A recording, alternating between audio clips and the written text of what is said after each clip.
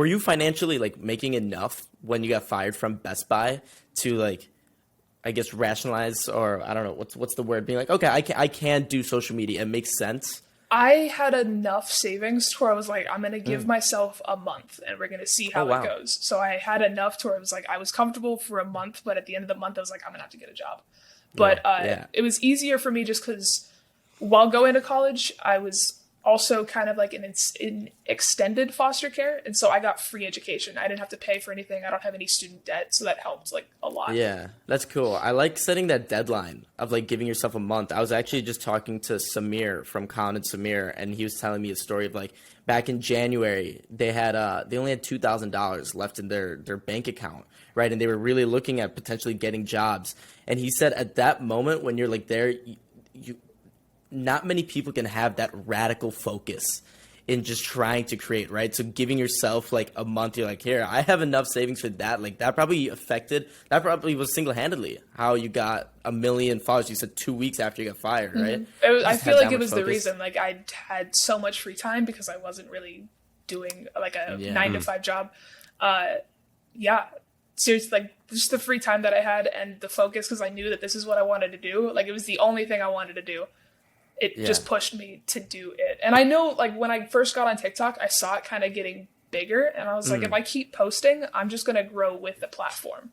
And that was also, like, a lucky thing. I got on super early. It's way harder to get famous now, I feel like. Yeah. What year was this? Give us, like, just context. 2019. October 2019 is when I started officially. And then, like, COVID is what really blew everybody up. Yeah, it's true. Yeah. Everyone's on their phones. Mm-hmm. That's interesting. So you said you'd quit your job, had enough savings for a month. But were you able to monetize your TikTok at this point? Because I think what a lot of people don't realize is no brands were really on the platform. It was a bunch of like scammy brands. Like I think I remember seeing you do like a headphone ad. The headphones were actually a little bit later, but they were pretty nice. They made me a lot of money. But before that, it was like this watch company that wanted to sponsor me for like $100. It was like crazy, but that was something. And then like there wasn't really any way to make money besides live streams. That was it. Live streams is how I made most of my money. I would go live for a couple hours a day. And I said, if you donated a drama queen, which at the time was like $50, I would write your name on my face in Sharpie. And by the end of these live streams, I was just like covered head to toe in Sharpie, which made me learn sunblock gets Sharpie off skin very quickly. Oh, little life hack. But yeah, people don't realize that was like the main way you could monetize your TikTok back then. I mean, that was a big reason like I was pushing to get a big following, because I think at that point you retained like 50% of the revenue your live stream brought in. Yeah. Now it's closer to like 20-30%.